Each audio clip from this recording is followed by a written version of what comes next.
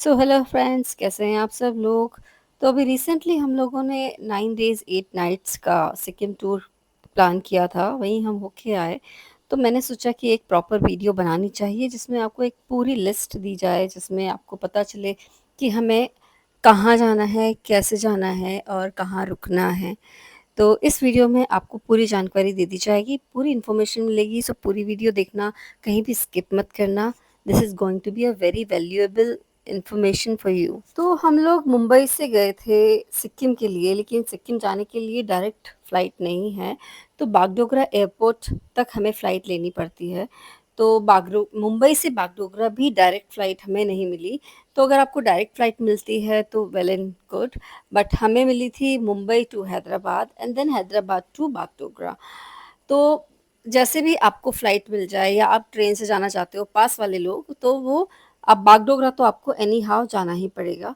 फिर बागडोगरा से हमें टैक्सी हायर करनी पड़ेगी और वहाँ से हमें जाना होता है गैंगटॉक। और क्योंकि 9 डेज़ 8 नाइट्स का हमने ये टूर प्लान किया था, तो हमने खुद ये कुछ प्लान नहीं किया है, हमने ये ट्रैवल एजेंसी के थ्रू प्लान किया था, इसलिए हमको सब कुछ ईज़ी ईज़ी हमारे लिए हो गया। यानी कि हमें बागडोगरा से टैक्सी लेने आई टिल गैंगटॉक। और यहाँ पे एक बहुत ही इम्पॉर्टेंट बात है कि सिक्किम जाना है ना आपको, तो आपको हमेशा वेदर ज़रूर चेक करना है वहाँ का, क्योंकि अगर आप मानसून सीज़न में, रेनी सीज़न में जाओगे तो फिर घूमने का कोई मतलब नहीं है। ऑल्दो हम लोग जून में ही गए हैं, यानी कि रेनी सीज़न स्टार्ट हो जाता है जून में, जून फर्स्ट से ही।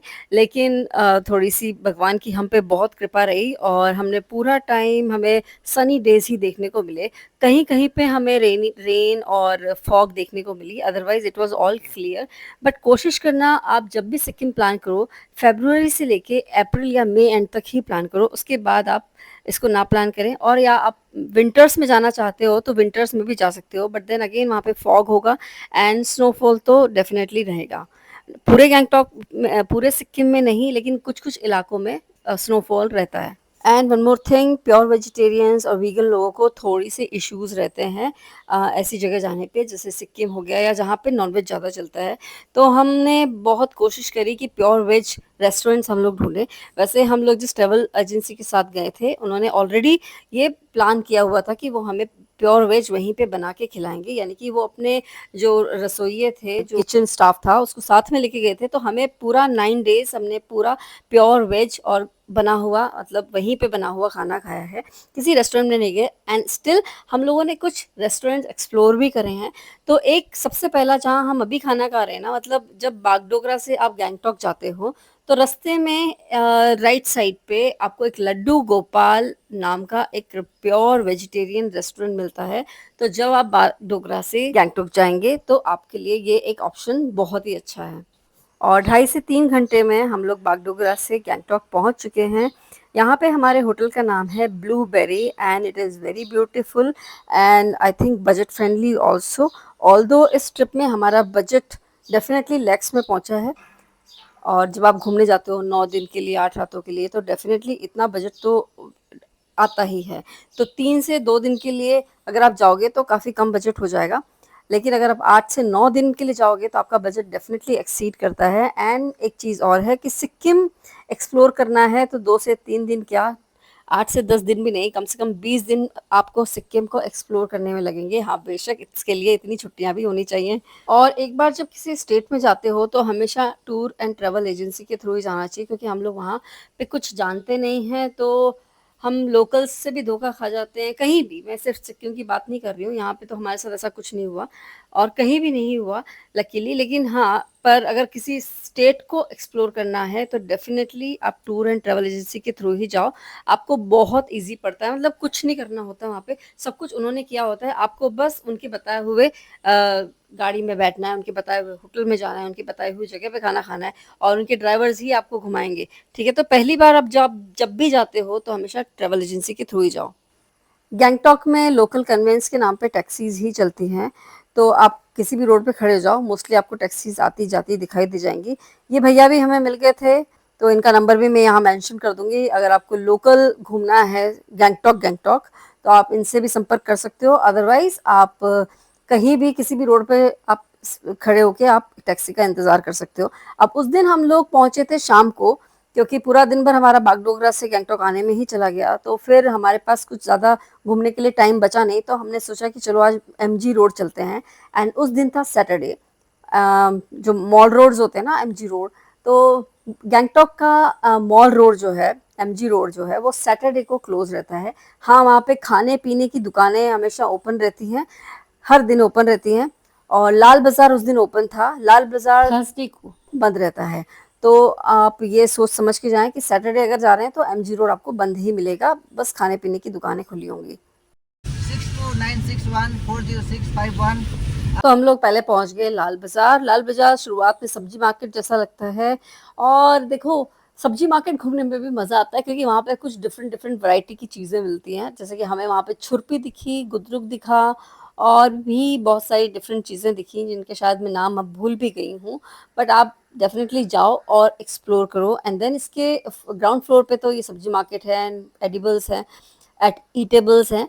और जब आप second first floor and second floor पे जाओगे तो आपको कपड़े, सोवेनियर्स, इनकी सबकी रीजनेबल प्राइस वाली शॉप्स मिलेंगी। तो Lal Bazaar as compare to Mall Road काफ़ी चीप है।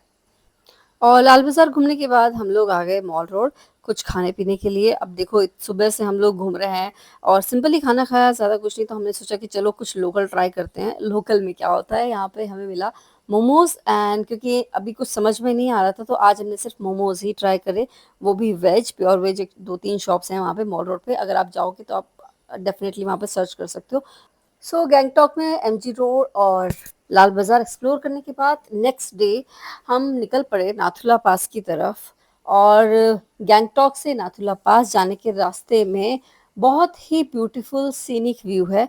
सो वहाँ पे definitely you can spend few minutes और अपने ब्यूटीफुल ब्यूटीफुल मोमेंट्स कैप्चर कर सकते हो, अगर आपके ड्राइवर भैया अलाउ करते हैं तो। क्योंकि यहाँ पे कुछ इश्यूज़ हैं कि कहीं पे लैंडस्लाइड हो जाता है, कहीं पे आपको ज़्यादा देर रुक नहीं सकते, वहाँ पे परमिट नहीं है, तो बहुत सारी इश्यूज़ हैं। इसलिए आप अपने ड्राइवर भैया के अकॉर्डिंग ही चले। थोड़ी देर के लिए मुझे भी बुरा लगा था जब ड्राइवर भैया ने बोला कि चलो मैडम जल्दी चलो यहाँ से, तो हमें भी लगा कि क्या है ये इतना क्यों करे, बट उनको टाइम का इशू रहता है, उस टाइम के बीच में ही नाथुला पास जा कर के वापस आना पड़ता है। तो हम पहुँच गए हैं नाथुला पास, और नाथुला पास जिस दिन हम पहुँचे वहाँ काफ़ी भीड़ थी। नाथुला पास एक ऐसी जगह है जहाँ पे आपको इंडिया और चाइना का बॉर्डर दिखाई पड़ता है। तो एक तरफ है इंडिया एंड दूसरी तरफ है चाइना।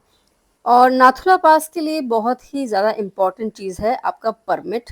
तो अगर आप ट्रैवल एजेंसी के थ्रू जा रहे हो तो इट इज़ वेरी इजी कि आपको वो परमिट दिलवा देंगे। बस आपको उनको अपने आई कार्ड्स देने हैं। आपका आधार कार्ड यहाँ पे नहीं चलता है, या तो ड्राइविंग लाइसेंस चलेगा या वोटर आईडी कार्ड चलेगा। प्रॉपर ऑथेंटिकेशन होना चाहिए, ज़रूरी है वहाँ पे। और अगर आप अपने खुद जाते हैं तो आप या तो अपने होटल में या अपने ड्राइवर भैया को बोल सकते हैं, वो आपको परमिट ला करके दे सकते हैं। ठीक है, तो ये पहला पॉइंट है। एंड सेकंड ये है कि कुछ लोगों को यहाँ पे चढ़ने में ना सांस फूलती है। वैसे ऑल्दो यहाँ पे 100-150 से ज़्यादा स्टेयर्स नहीं हैं, लेकिन फिर भी क्योंकि ये बहुत ऊंचाई पर है, एल्टीट्यूड काफ़ी हाई है, तो काफ़ी एजेड लोगों को या नॉर्मल लोगों को भी सांस लेने में दिक्कत हो सकती है। तो आप या तो वो कपूर की, जो देसी कपूर होता है, उसको साथ में रखें, उससे सूंघते रहें, या फिर गोलियां जो होती है ना, खट्टी मीठी गोलियां, उन्हें चूसते रहें। और कई लोग तो यहाँ पे छोटा छोटा ऑक्सीजन सिलेंडर भी लेकर के जाते हैं। वैसे हमें इनमें से किसी भी चीज़ की ज़रूरत नहीं पड़ी, ऑल्दो हम छोटी छोटी गोलियां खाने की और कपूर की गोलियां भी लेकर गए थे सूंघने के लिए। तो ये यहाँ पे दो तीन चीज़ें हैं जो आपको जाने से पहले माइंड में रखनी है। नाथुला पास समुद्र तल से 14,140 फीट की ऊंचाई पर है, इसलिए अपनी हेल्थ का आपको यहाँ पे पूरा ख्याल रखना चाहिए। और नाथुला पास से रिटर्निंग रोड पे हम जाएंगे बाबा मंदिर। बाबा मंदिर एक ऐसी जगह है जहाँ पे एक शहीद सैनिक की समाधि है। कहा जाता है कि ये वहाँ के सैनिकों के सपने में या रियलिटी में आते हैं, और जो भी अच्छे से ड्यूटी नहीं करता है ये उसको पनिश भी करते हैं। तो इस मंदिर में जाकर के आप ज़रूर देखें, क्योंकि बहुत अच्छी जगह है और काफ़ी ठंडा ठंडा मौसम है। उसके बाद हम लोग अगेन उसी रास्ते पे छांगू लेक हम आए हैं। तो छांगू लेक में भी यहाँ पे आप फोटोग्राफी कर सकते हो, याक पे बैठ सकते हो। एंड सेकेंडली आप यहाँ पे रोप वे से ऊपर ज़रूर जाना, क्योंकि अगर आप रोप वे से ऊपर नहीं गए तो you will definitely miss a beautiful scenic view. तो इतना ब्यूटीफुल वो सीनिक व्यू है, अगर आप एक बार यहाँ चले गए तो पूरा दिन भर की जो आपकी थकान है ना, वो डेफिनेटली उतर जाने वाली है। ये कुल 13,000 फीट की ऊंचाई पर है। यहाँ पर थोड़ी देर बैठो और ब्यूटीफुल सीनिक व्यू को एंजॉय करो। एंड इसके बाद डे 2 में हमने क्या किया वो आपको वीडियो में आगे दिखेगा। सो डे 2 पे हम लोग गैंगटॉक को एक्सप्लोर करने के लिए निकले और यहाँ पे छोटे छोटे फॉल्स हर जगह हैं। तो एक जगह यहाँ पे जिप लाइन भी थी तो हमने वहाँ किया और उसके बाद हम लोग चले गए ताशी व्यू पॉइंट। और वैसे तो जो ट्रेडिशनल ड्रेसेस होती है वो हर जगह मिलती है, बट आप व्यू को ध्यान में रखकर ही अपनी ड्रेस का चयन करें क्योंकि व्यू के ऊपर ही फिर अच्छी फोटोग्राफ्स आती हैं। एंड ताशी व्यू पॉइंट पे व्यूज़ बहुत अच्छे थे। तो यहाँ पे हम लोगों ने ये ड्रेस पहना एंड उसके बाद हमने फोटोग्राफ्स खींचे एंड व्यू इज़ मेस्मराइजिंग, बहुत प्यारी जगह है। And our next destination is plant conservatory in Gangtok. तो ये भी बहुत प्यारी जगह है। यहाँ पे different different type of plants conserve करके रखे गए हैं। एंड थोड़ा सा ऊपर जाएंगे तो you will find a beautiful waterfall there. You can sit and enjoy the mesmerizing view again. So plant conservatory में 1 से 1.5 घंटा घूमने के बाद हम लोग आ गए गणेश टॉक, यानी कि गणेश जी का मंदिर है और बेहद ही खूबसूरत मंदिर है। ज़रूर जाना यहाँ पर। नीचे काफ़ी सारी शॉप्स भी हैं, सोवेनियर शॉप्स हैं और वुलन्स भी मिलेंगे आपको, तो जो आप चाहें वो ले सकते हैं यहाँ पर भी। गणेश टॉक के बाद नेक्स्ट डेस्टिनेशन है हनुमान टॉक। तो मंदिर में जिसकी आस्था हो वही जाएं। सिर्फ ये ना सोचें कि यहाँ जाके क्या करना है, तो आप जाएं, अच्छे से भगवान की पूजा करें, नाम जप करें और फिर नेक्स्ट डेस्टिनेशन के लिए आगे रवाना हो जाए। और इसके बाद हम लोग हैंडीक्राफ्ट्स एंड हैंडलूम्स देखने के लिए चले गए। ये जहाँ भी हम जिस भी स्टेट में ट्रैवल करते हैं ना, वहाँ का लोकल कल्चर अगर आपको देखना है तो इसी तरह की जगह पे आपको देखने को मिलता है मोस्टली। मतलब आपको वहाँ का कि किस तरह की चीज़ें वहाँ पे ज़्यादा यूज़ की जाती हैं, किस तरह की वहाँ पे डिज़ाइनिंग होती है, पैटर्न्स है, तो ये सब आपको वहाँ देखने को मिलता है। और गैंगटॉक आए हैं तो मोनेस्ट्री पे दर्शन करना तो बनता ही है। तो आफ्टर दैट ड्राइवर भैया हमें मोनेस्ट्री लेकर आ गए। हमने यहाँ पर ये मन के फिराए और अपने मन की प्रार्थना की भगवान से, भगवान बुद्ध से। तो आप भी ज़रूर आना एंड एक नया एक्सपीरियंस होता है। अंदर दिए जले हुए हैं। और आज की हमारी फाइनल डेस्टिनेशन है, अरे यार ये फाइनल डेस्टिनेशन नाम सुन के घबराहट हो जाती है, बट आज का फाइनल है। तो आज हम आए बंछाखरा वाटरफॉल्स पे and this is the most beautiful waterfall in Gangtok. यहाँ पे आपको एडवेंचर्स भी देखने को मिलेंगे, different different kind of adventures, लेकिन हमने जिप लाइन किया। Zip line is must to do here, ठीक है, क्योंकि थोड़ी ऊंचाई से कराते हैं तो बहुत अच्छा लगता है करने में। और एक चीज़ कि वाटरफॉल के जस्ट नीचे जाके कभी खड़े मत होना क्योंकि बारिश का मौसम है, पत्थर आके सिर पे सीधा गिरेंगे। तो आज फिर से नए दिन की शुरुआत करते हैं। आज है डे 3 पे हम लोग सबसे पहले चले गए टेमिटी गार्डन। टेमिटी गार्डन सिक्किम का सबसे बड़ा गार्डन है। 400 स्क्वायर फीट सॉरी एकड़ लैंड में फैला हुआ है और यहाँ की जो चाय है वो काफ़ी प्रीमियम चाय है। इनफैक्ट हमने इनका जो प्रोसीजर है वो भी पूरा फैक्ट्री में जा कर के देखा है। फर्स्ट फ्लश कैसे बनता है, सेकंड फ्लश कैसे बनता है, third flush and then dust, और फिर वो जो मोटी मोटी चाय जो हम रोज़ पीते हैं ना, वो चाय कैसे बनती है। तो हमने पूरा प्रोसीजर वहाँ पे समझा and then we fell in love with the first flush, जिसको लिकर टी भी कहते हैं। And then second flush is also very fine. तो हमने कुछ परचेज भी किए वहाँ से। तो यहाँ पे जाना तो डेफिनेटली बनता है to change your concept about how to drink a cup of T.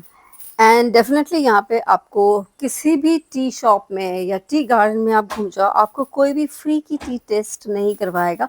Although हर जगह लिखा होता है free tea tasting, but no, that is not free, you have to purchase something. And then बाहर हमने सेल रोटी ट्राई करी। Sel roti is a must to try, ठीक है, अच्छा लगेगा, खाकर देखना। ये दम आलू की सब्जी के साथ खाई जाती है, बट प्लेन भी खाओगे तो you will love it. So after Temiti Garden, we went to Namchi Monastery. Namchi Monastery is one of the big monastery near Gangtok and बहुत ही सुंदर है। तो बाहर से भी काफ़ी अच्छी है और अंदर बहुत शांत है। तो अंदर से ऊपर जाने का भी रास्ता है तो आप जा सकते हो। और यहाँ पे बाहर इन्होंने फ्री की चाय भी रखी हुई थी, वो हमने पी। एंड दूसरी बात ये है कि यहाँ पे मोनेस्ट्री में जाने के लिए भी टिकट्स रखते हैं, सो यू हैव टू पे फॉर दैट, ताकि मतलब वो थोड़ा उनका एक प्रोसीजर है कि ज़्यादा भीड़ ना लगे या फिर कुछ कोई रीज़न होगा। तो ये जाइंट व्हील्स हैं, ये भी हमने फिराए। वो हमने ये रिचुअल तो हमने हर जगह किया है, हर मोनेस्ट्री में, because we respect Buddhism also. हमने हाथ जोड़े वहाँ पर। So this place is also a must to visit. और जब आप मोनेस्ट्री से बाहर आओगे तो आपको काफ़ी सारी ध्वजा मिलेंगी, दिखेंगी वहाँ पे। आप आपका फ़ोटो सेशन कर सकते हो, रील्स बना सकते हो। तो ये ध्वजा किसी रीज़न से यहाँ लगाई जाती है, या तो ये अपने पूर्वजों की याद में लगाई जाती है, या जब भी कोई पूजा पाठ होता है तो लोग यहाँ पे बांध के और लगा के चले जाते हैं, जिससे मोनेस्ट्री की शोभा और भी बढ़ जाती है। ये जो ध्वजा दिख रही है, ये जो झंडे आपको दिख रहे हैं ना यहाँ पे, मैं I am in love with that, क्योंकि मुझे ये बहुत सुंदर लगते थे पहले से ही, और मेरी बड़ी इच्छा थी कि मैं यहाँ जाऊँ और देखूँ। और क्योंकि हम नेचर के बीच में आए हैं, तो नेचर से तो हम बच नहीं सकते। तो एक छोटा-सा साँप था जो वहीं से गुज़र रहा था, एक्चुअली मेरे पैर पर से गुज़रा था वो। तो आपको थोड़ा-सा ध्यान रखना है उनका भी और अपना भी, ठीक है? तो ध्यान से नीचे देख कर के चलना। और मैं किसी को डरा नहीं रही हूँ, क्योंकि हम लोग मानसून सीज़न में गए हैं, मानसून जस्ट स्टार्टेड, मतलब बस हम लकी हैं कि उस दिन ज़्यादा बारिश नहीं हुई, या जिस भी दिन हम निकले उस दिन बारिश नहीं हुई, तो हम लकी थे, अदरवाइज़ इट वाज़ रेनिंग। सो ये भी कहाँ जाएँगे, ये भी निकल-निकल के बाहर आते हैं। तो आज का हमारा लास्ट डेस्टिनेशन है चार धाम। कहने को चार धाम है, लेकिन यहाँ पे द्वादश ज्योतिर्लिंग भी हैं। तो यहाँ पर भी आपको 1.5 से 2 घंटे आराम से लग जाएँगे, तो आराम से धीरे-धीरे घूमना एंड एन्जॉय योर डे। और मोनेस्ट्री के अंदर, मंदिर के अंदर फ़ोटोज़ एंड वीडियोज़ अलाउड नहीं होती हैं, तो मैं बाहर से ही आपको बता रही हूँ। आप जाएँगे तो आपको और भी ज़्यादा मज़ा आएगा यहाँ पर मंदिर के दर्शन करने में और मोनेस्ट्री के दर्शन करने में। और यहाँ पे हमने कुछ स्किप कर दिया, वो ये इसलिए स्किप किया क्योंकि मेरी तबीयत थोड़ी-सी ख़राब हो गई थी। अदरवाइज़ हम सर्च करके कालिम्पोंग ज़रूर जाते, एंड कालिम्पोंग में होती है पैराग्लाइडिंग। सो मौसम अच्छा होता है तो ज़रूर होती है, अगर मौसम अच्छा नहीं होगा तो पैराग्लाइडिंग नहीं होगी। तो आप लोग मौसम को देख करके कालिम्पोंग ज़रूर जाएँ और वहाँ पे पैराग्लाइडिंग का मज़ा लें। And here starts the another day, day 4। Day 4 पे हम लोग निकल लिए पेलिंग की तरफ। तो पेलिंग की तरफ जाते हुए हमें दिखा दिखा नहीं, actually there is a spot, Ravangla Buddha Park. तो रावंगला बुद्ध पार्क बहुत बड़ा है। This is also one of the monastery and biggest monastery. तो यहाँ पे भी आप जाएँ एंड एन्जॉय, और फ़ोटोग्राफ़ी और वीडियोज़ काफ़ी अच्छे आते हैं यहाँ पर। और यहाँ पे हमने हायर की थी ये open car and a guide, जो हमें बताए कि अंदर क्या है। एक्चुअली गाइड ने हमें सिर्फ जो बुद्ध भगवान हैं उनके जीवन के बारे में बताया एंड इस पार्क के बारे में बताया। तो आप भी जाएं, एंड क्योंकि वरना आप क्या करेंगे ना, वहाँ पे आपको समझ में नहीं आएगा।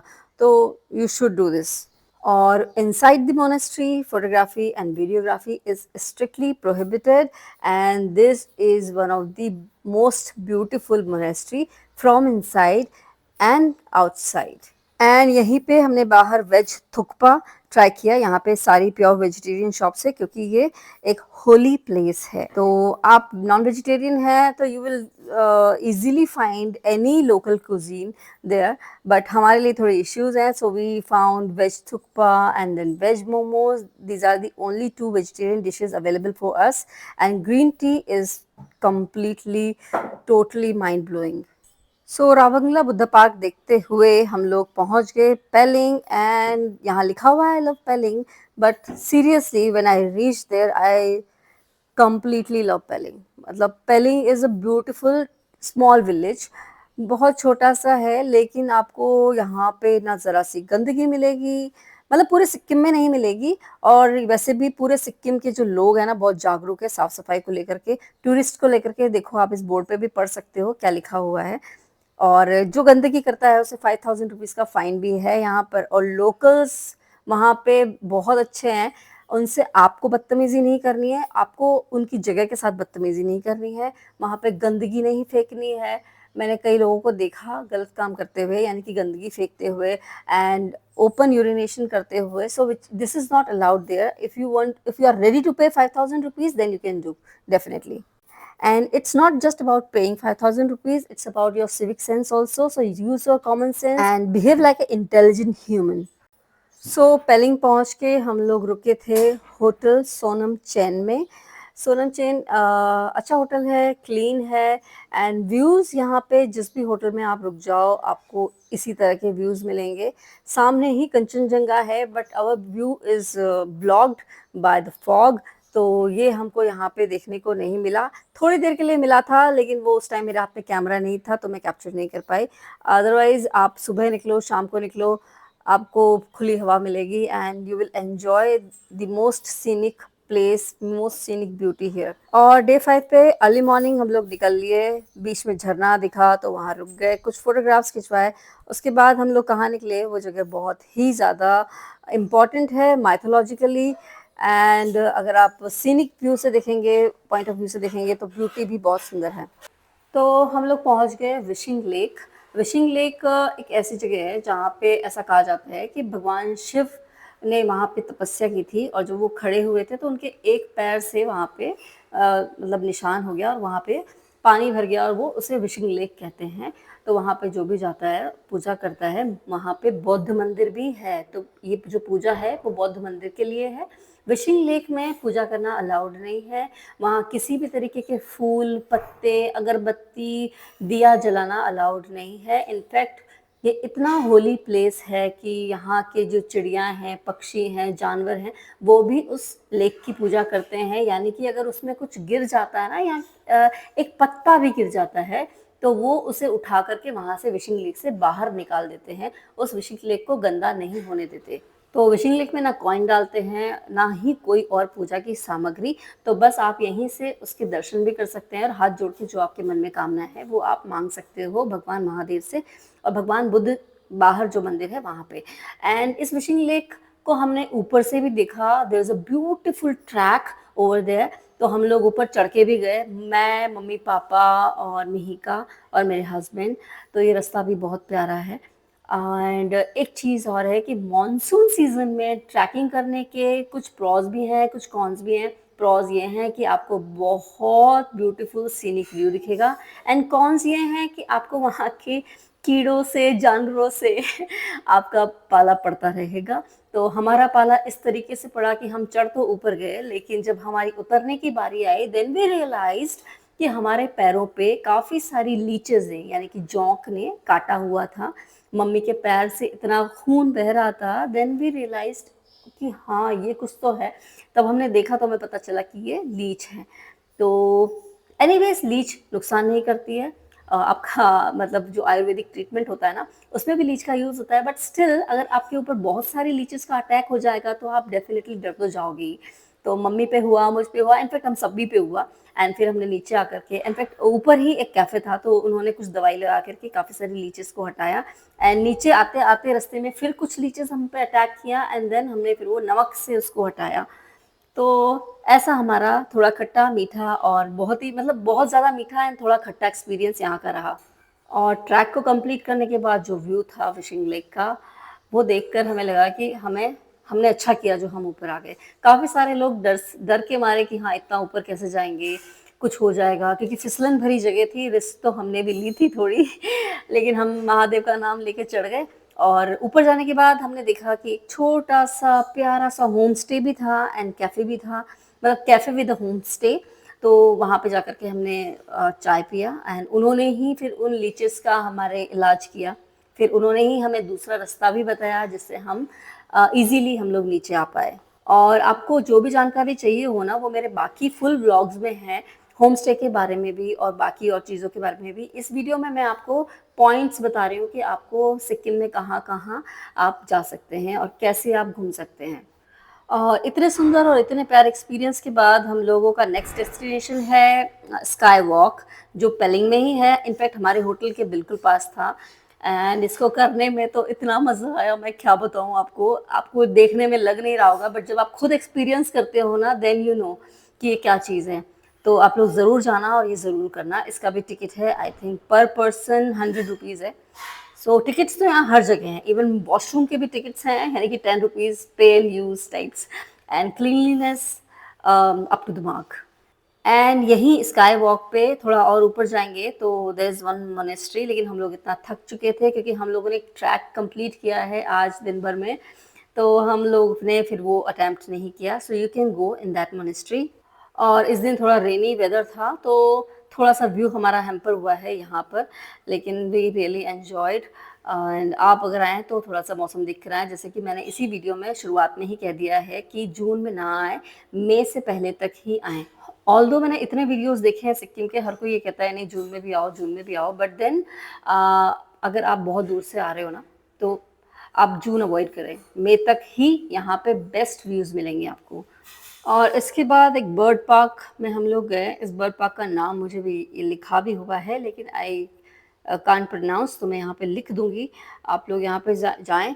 और मुझे ज़ू एंड बर्ड पार्क्स कुछ ख़ास नहीं समझ में आते, बिकॉज़ आई फ़ील कि ये लोग ना खुले में ज़्यादा हैप्पी रहते हैं। But then my daughter told me कि नहीं मम्मा, कुछ लोग इनको इसलिए भी रखते हैं कि मतलब इनको कई प्रजातियाँ ऐसी हैं जो है ना विलुप्त होने जा रही हैं, एक्सटिंक्ट होने जा रही हैं, तो उनको कंज़र्व करना ज़रूरी है। That's why they kept them here. So maybe ये भी एक रीज़न हो सकता है। So you should visit there, है ना? एंड डे 6 पर हम लोग निकल लिए दार्जिलिंग के लिए, जो कि पेलिंग से 2 घंटे की रास्ते में है। बट उसके बीच में मतलब 3 घंटे के रास्ते में है, एंड 2 घंटे के रास्ते में आफ्टर 2 आवर जर्नी यहाँ पे रिवर राफ्टिंग पॉइंट है। सो यहाँ पे रिवर राफ्टिंग करना सेफ़ है। मैंने खुद एक्सपीरियंस किया है। मुझे तो डर लगता है रिवर राफ्टिंग से, बट स्टिल क्योंकि मेरी बेटी जा रही थी तो मैं कैसे नहीं जाऊँ, तो मुझे तो जाना ही था।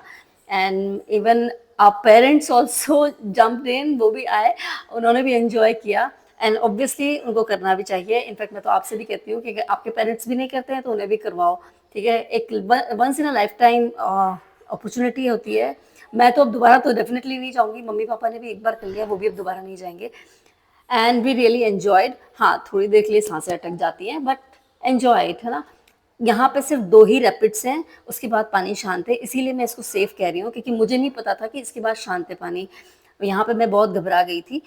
एंड ऋषिकेश, मनाली जैसी जगहों पे ना पानी में रैपिड्स बहुत ज़्यादा होती हैं, मतलब 2 बार नहीं, कई बार होती हैं, वहाँ पे थोड़ा डर लगता है। तो यहाँ पे मुझे सेफ लगा एंड इट वाज़ एन्जॉयबल। और इसके बारे में भी थोड़ी-सी जानकारी और दे देती हूँ आपको। यहाँ पे रेट्स हैं कुछ 1200 से लेके 1500 पर person. And if they record your videos तो उसके कुछ चार्जेज़ हैं 2500, but you can bargain also if you have guts to bargain. And वहाँ से फिर लौटते हुए मतलब लौटने के बाद हम लोग अपने रिज़ॉर्ट में आ गए। हमारे रिज़ॉर्ट का नाम था आरजे रिज़ॉर्ट्स।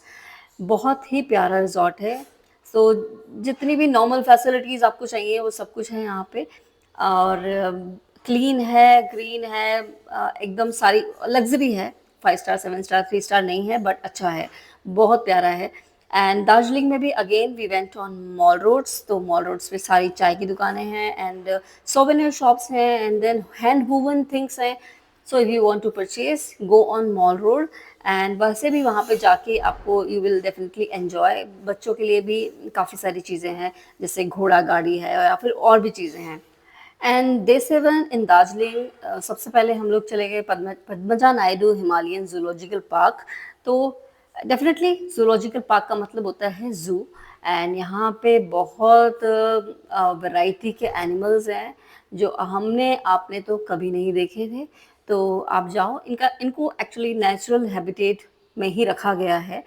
एंड जैसा कि मेरी बेटी ने बोला कि मम्मा, कुछ जानवरों को, कुछ पक्षियों को इसलिए भी रखा जाता है कि उन्हें कंजर्व करना है। अगर वो बाहर रहेंगे तो वो एक्सटिंक्ट हो जाएंगे।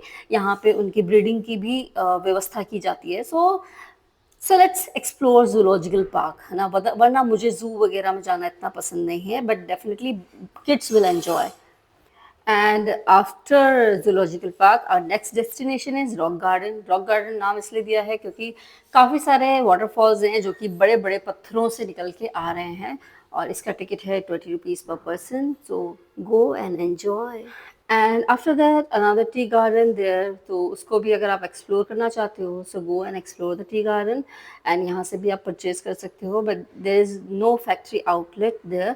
टेमिटी गार्डन में फैक्ट्री आउटलेट था, तो वहाँ पे आपको रीजनेबल प्राइसेस में मिलेगा। अदरवाइज मॉल रोड्स या कहीं से भी आप परचेज करोगे आपको डेफिनेटली वो कॉस्टली ही पड़ने वाला है। और दार्जिलिंग की टॉय ट्रेन का नाम तो सुना ही होगा, किसने नहीं सुना। हमने भी सुना था एंड सोचा भी था कि बैठेंगे, लेकिन हम इतना ट्रैवल कर कर के ऑलरेडी इतने एग्जॉस्ट हो चुके हैं कि हमारी इच्छा ही नहीं हुई कि हम ट्रेन में दोबारा बैठें।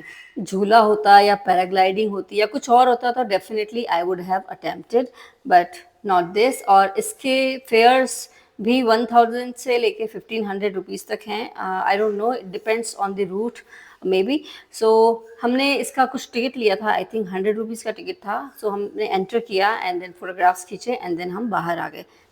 और जापानीज़ टेम्पल एक लास्ट हमारा था आज के शेड्यूल में, तो हम लोग जापानीज़ टेम्पल भी गए एंड जापानीज़ टेम्पल में जाकर के हमने थोड़ा सा डिफरेंस देखा वहाँ के आर्किटेक्चर में एंड है तो ये लोग भगवान बुद्ध को ही मानते हैं, तो बुद्धिज़्म ही की आपको झलकी यहाँ पर दिखेगी and it was beautiful. And थोड़ी देर हम लोग वहाँ बैठे and enjoyed the scenic view of that place. So हमारा ये एक्चुअली हमारा तो 10 डेज़ का हो गया। 7 डेज़ वहाँ पे हमने स्टे किया।